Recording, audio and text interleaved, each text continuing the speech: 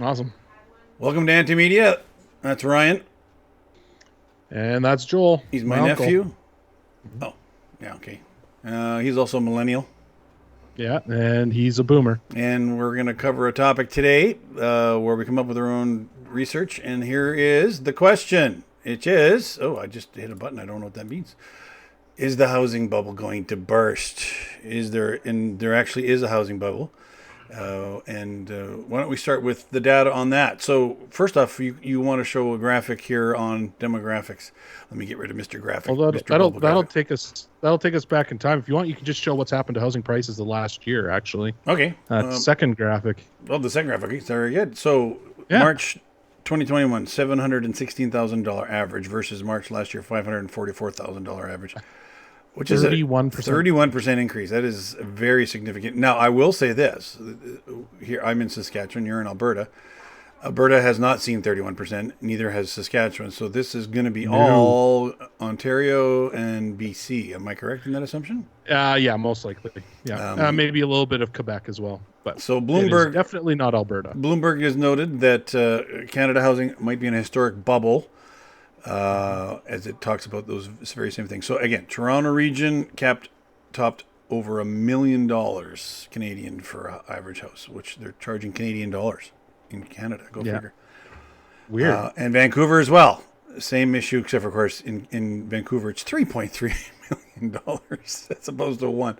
So I think for sure we're seeing a very significant couple of areas of the country driving this bubble. However, so can we actually say it's a nationwide bubble, or can we say it's only a regional bubble? So maybe you can. It's I'll let you. it's regional, but it might be propping up house prices in places like Alberta where they probably should be going down. Fair So, enough. Okay, and then with an um, unemployment rate of 9.4%, we're still seeing a housing bubble, which makes, of course, zero sense. Let me just go back and show you some.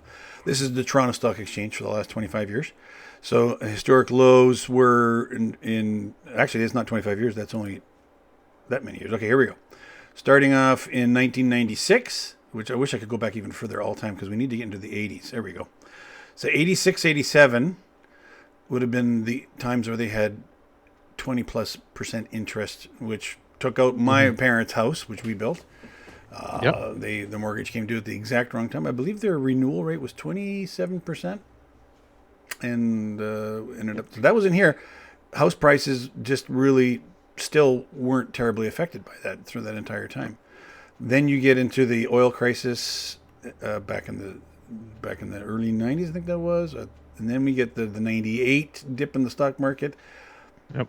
Then we get to the '02, which is the 9/11 after effects, as well as but this is the one here in '09, which was the actual housing mortgage crisis. Yeah. The TSX took a big hit, but housing values didn't, from what I can tell. So here's the housing values. They dropped slightly, Yeah. but definitely not for people's primary residences. Those did not But take much of a hit. And so even though that mortgage crisis terribly damaged the stock market, however, of course, has since completely recovered, housing prices just continue to climb, climb, climb, climb. So Yeah. let's get to your. So there's that chart you said, 31%. Now let's get to the Yep. demographics issue, because when the bottom is the 0 to 4 year olds and the top is the 100-year-olds, and Yep. that's the population on the right is what? The Male and female, the okay. male and female Okay, is left and right. female on the left. Yeah. The female on the left because old men don't grow old and women live longer than men do. So So we do have a bubble at Yes, we at do. me. Because I'm the last of the boomers. So that's me Yes. right there. Yeah. Oh, I'm on the. Oh, never mind. I'm now on that second shortest line. Dang it! What happened? That just happened. So So what most this of the people, creates- yeah, most of the people. Yeah. This is just the number of people that age in Canada, right? Right Correct. now, the biggest Correct. little segment. Well, compared to the segment is still the 50 to 50-year-olds. So the just over the boomers. The first of the Generation X's, is that them? Generation X, yeah. Yeah, about that. Yeah. Yeah, it shrinks in Gen X, and then millennials there's slightly more of us. That'd be your 38 to 34. Okay, somewhere in there. Yeah. Yeah. And then there's Yeah. but it has been Right in there. decreasing dramatically. Yes. My peers are not having enough children. I've done my part. And my family's done our part too. I've had Yep. 4. Yep, very good. I've done my part. I got 4 and a dog. I'm good to go. So what this has caused is generally the people that have the most disposable income are those between the ages. This isn't true for everyone, obviously, but in general, unless you're a pastor, in general, you have the most amount of disposable income between usually the age of 50 to 65. Okay. Depending on when you stop working. That's when you make the most amount of money in your life. Yep. And it's also when you have the least amount of bills after you ship your children off and hand them off to someone else and make them their spouse's problem. So because of that, people needed to invest. So that is one of the reasons for the crash in 2007, 2008 is, all of these financial firms were looking for ways to make more money because there's lots and lots of capital out there looking to make interest. Right. So that created that. So that right there is part of the problem. We're going to come back to that. Okay. Very good. I'll leave that open. All right. Let's get to the Chinese. That's part of it. So let's go to the Chinese. So theory number 1, or one of the things, is the sheer number of buyers coming out of China and Hong Kong. Yep. Now there's a massive amount of capital flight. If they can move their money out of China into somewhere safe like North America, they are doing it. This is why Vancouver had to create all kinds of rules and laws about having empty houses. So I think that's what that McLean's article is about. They also added a tax, I believe. They also added a tax if it was a foreigner buying a house. Yep, extra tax. Correct. So then the next article there is actually the National Post was a record flight of 43.6 billion from Hong Kong. That was last year. Okay, so this is dated... Well, 2 years ago. But this is only dated March 26th this year, so this is them reporting on it from a previous year. Okay. That's reporting. From 2020. So governments are aware of this. They're trying to come up with plans. This is why Toronto and Vancouver both have taxes on empty houses. Now I might have sent you something out of order. Okay. I am just trying to find the article. Maybe I didn't. I might not have sent it to you. It might have been this one. But there is the vacancy rate. I have it here. I didn't send this to you. So there are currently more than 25,000 empty houses in Vancouver. So I have an article here, August 21st, 2019. So 25,000 empty houses. 25,000 empty houses in Vancouver. And it has to do with investor speculation and short-term rentals are the main culprits behind it. So that would be like the city of Kamloops. Yeah. Empty. Oh, yeah. Right. That'd be 100, whatever, a city of 100,000 people that's just empty sitting in the middle of Vancouver. No, these are these could be condos too. Condos, right? Okay. But some of these are really high-end houses too. Okay. Right? They could drop $3 million.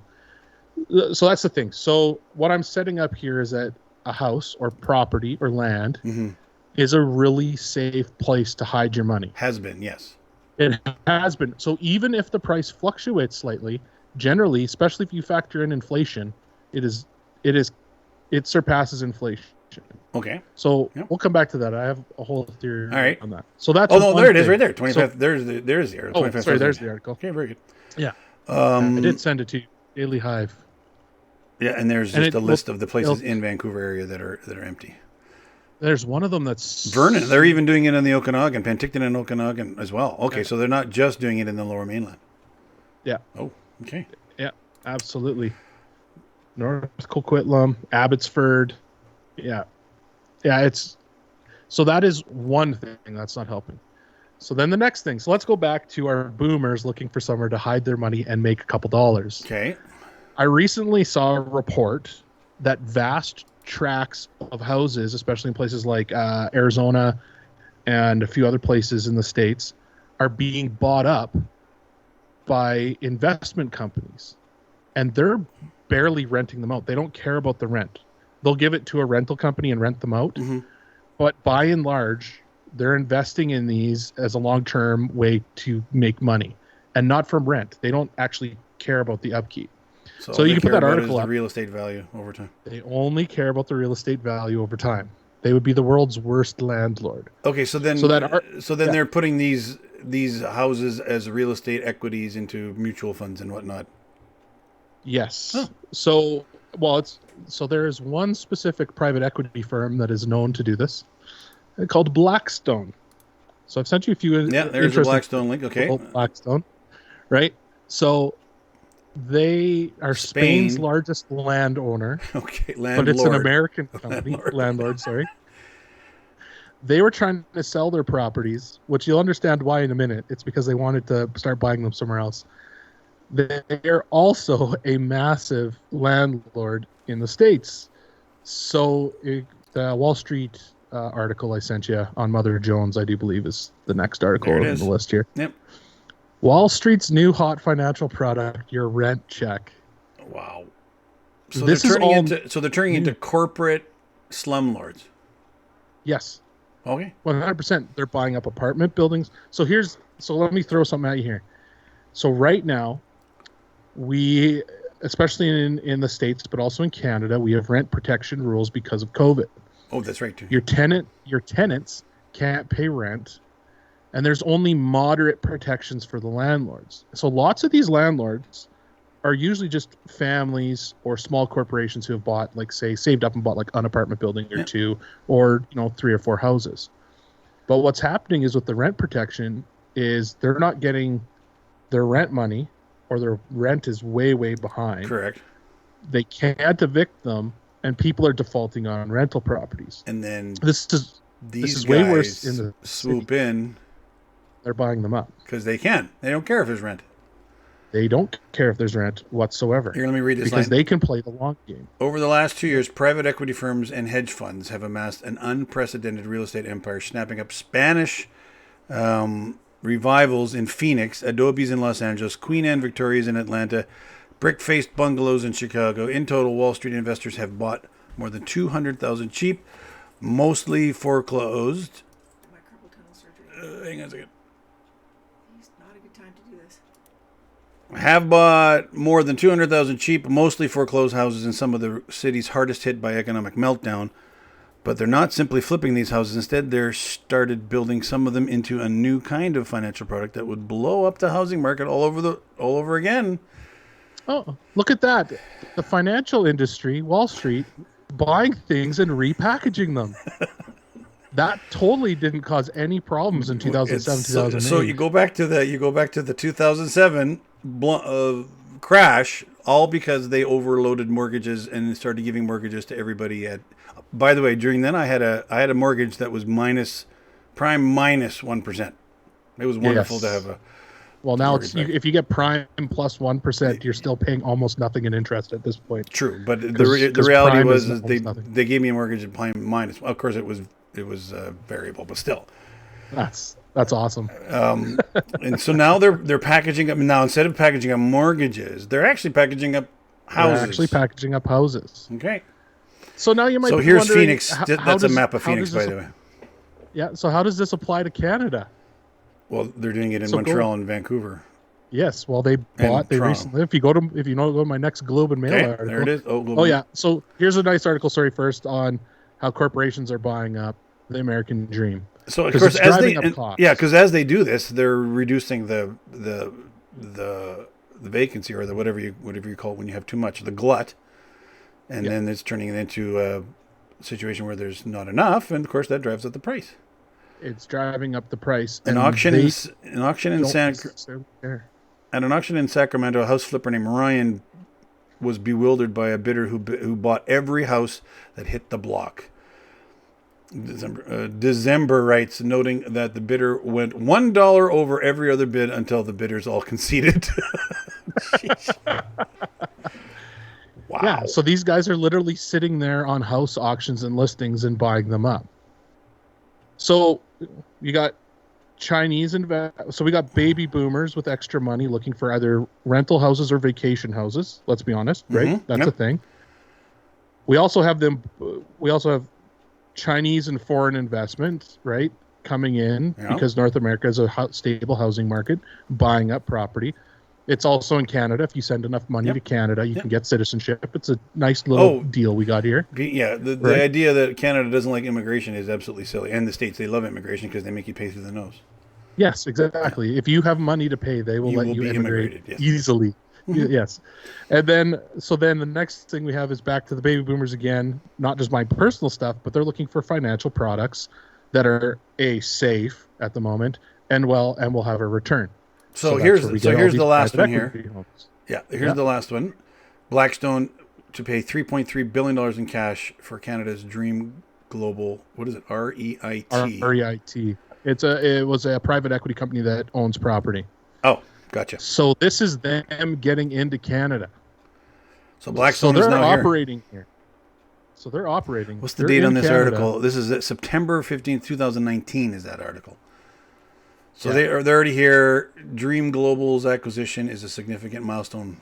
He's best known for running Dream Office Right. Made a splash domestically in 2012 by acquiring Scotia Plaza. Oh yeah, I remember that building. Sure. In downtown Toronto for $13 billion. Sorry, $1.3 billion. I'm not wearing my glasses. Yeah. Okay. So of the properties, like we saw in BC, it included the Okanagan.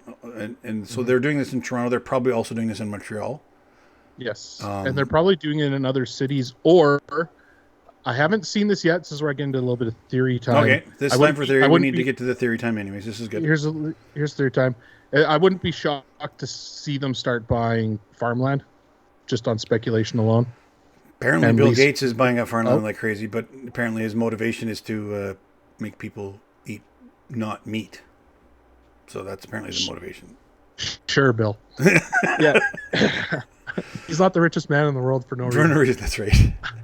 So theory time here. So I recently watched an interesting video talking about inflation, about why we have not seen the consumer price index go up crazily. Right. So we've all heard, even though housing prices housing prices have gone up, but we've all seen how commodities have gone up. So plywood, for instance, and wood is through the roof. Yep. There's all kinds of memes out there right now about plywood through the front windshield of the car. It's like, luckily for me, I didn't have to use insurance because the plywood paid to write off my car. That's right. Commodity prices are going through the roof. That's the feeder stock for everything we have. Even soybeans have doubled in price in the last year. Canola was really high here in Saskatchewan. Yeah. I mean, the farmers were quite happy. Not that farmers are ever happy, but they were. No, they're never happy, but sometimes they might crack a bit of a smile. Right. So inflation is happening. I've seen my food bill go up significantly with my small colony of children that I have in my house. Right. And so inflation is going up. So generally the smart thing to do with inflation is people try and hide it in hard goods. So they will hide it in gold. Yep. Right. You got silver, precious metals.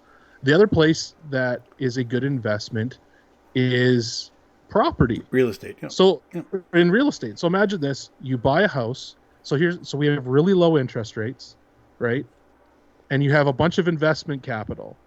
So what the investment capital does is they don't need to pay for the whole house. They're not buying the whole house. They're only buying 25% of the house, and they are mortgaging the other 75%. Okay, but we're not talking on the individual level here. We're talking on the industrial level here. Yep. So this is billions of dollars. So if you have $1 billion, you don't buy $1 billion worth of houses. You're buying $4 billion worth of houses. That's right. And what you're hoping for is for inflation to kick in the next few years.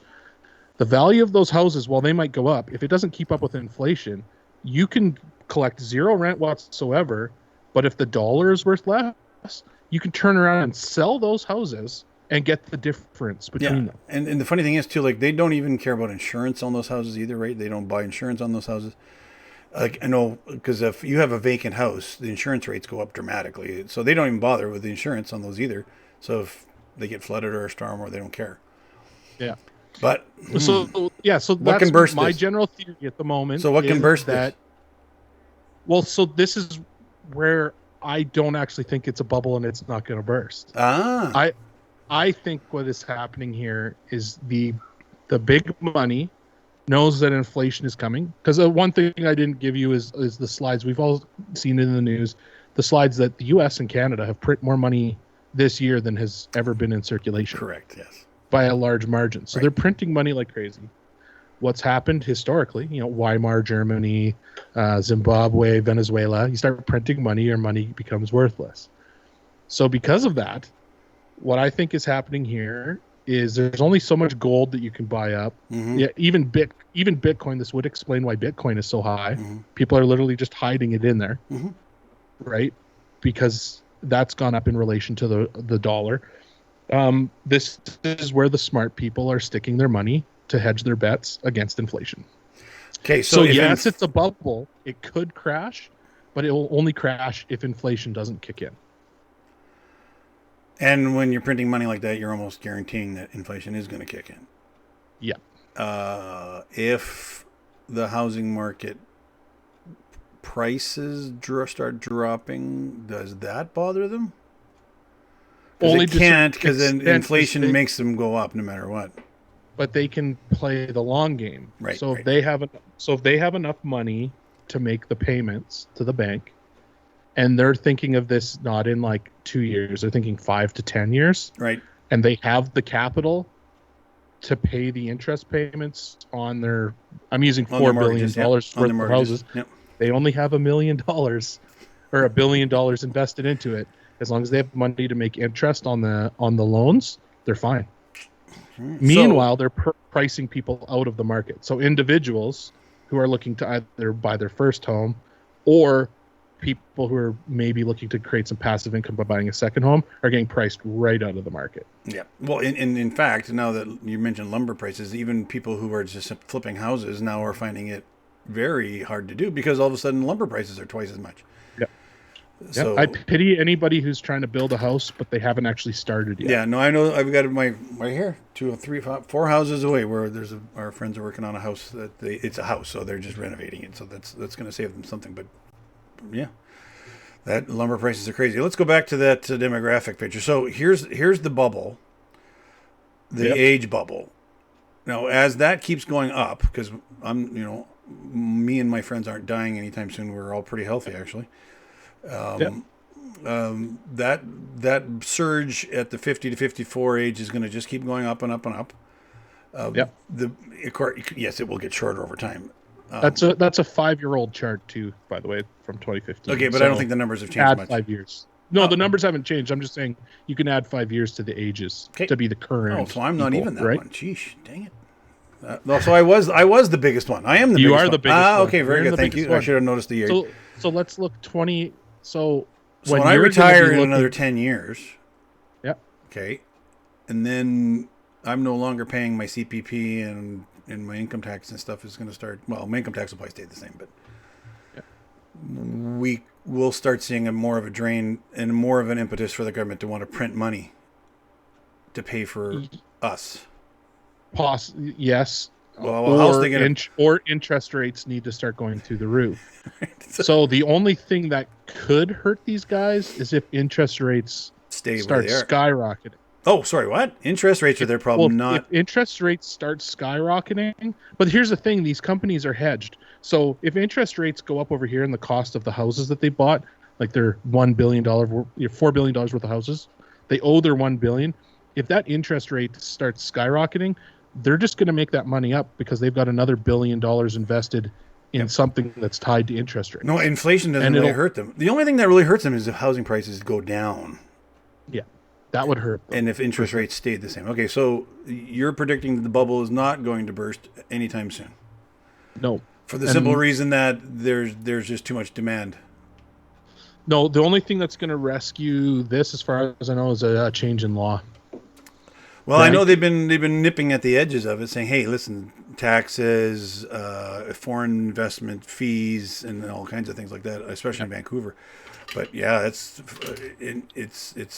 not going anywhere soon. And again, Vancouver is essentially you can't live there, and it was already bad enough before, and now it's 3 times worse. Correct. Yeah. Toronto's an interesting ball of wax because Toronto spreads out so far in all directions. So that's interesting. But it's big, but it'll have a knock, like we saw with that chart, it'll have a knock-on effect. So if you want to buy anything out at the lake in Ontario or at the lake in BC, right, it's going to be just as bad. And it's only a matter of time before maybe it comes to Alberta and Saskatchewan. But I think we have market forces that are pushing our housing values down. We do in Saskatchewan, of course, in Alberta too, we do have corporations buying up land. Now, a lot of those corporations, however, are simply farmers who have gotten so big that they become that corporation that buys up the land. So, including Hutterite colonies, of course. Absolutely. But also rich farmers that have been continuing to do that and amass large swathes of land. I do know there was a Chinese company trying to buy a bunch of land up northern by Carrot River there a while back, but Correct. I believe, Yep. and I think that went through, and I forget where they were from, but I think they were Chinese. So it's coming here in a different form. It's not so much houses here probably, but more just straight up farmland. Just straight up land. So Yeah. so Ryan says it's not going to burst. I think because it of might, the because but I think of the it's way the harder than we government think. yeah, but because the government printed so much money for this COVID lockdown business, I'm sure that has made some of these people nervous because the Americans did the same Yep. thing. So they're scared of inflation. So they're Yep. going to start hiding their money, and they're not going to care about returns How to in the next 5 years. How to buy gold. All right. So Ryan Awesome. says it's not going to burst anytime soon. I'm going to say it's going to soften dramatically over the next year. But again, you look at the stock market. Like, why in the world has the stock market continued to rise this past year? And by the way, there's a little bit of political information. The bottom line is the lockdowns never hurt any of the big corporations. The lockdowns only hurt small business. It only hurts poor people. It only hurts the small business and in fact, because of that, it opened up the opportunity for them to take advantage of that because no one in small business is making any money. So where are you going to put your money? In big business. And stocks, of course, are reflective of big business, not of small and medium business. So my retirement fund is enjoying this, but I do realize that it's on the backs of many people who are not enjoying that. So Exactly. well, there we've solved that problem. So We'll take a look at that again in a year and see what. Well, I think we're going to go back happens, over most of our videos and come back and see if there's any new developments at a certain point, and go from there. All right. Well, goodbye from my nephew Ryan. Goodbye from my Uncle Joel. And my wife doing something in the kitchen. All right. This is awesome. Awesome. Bye-bye.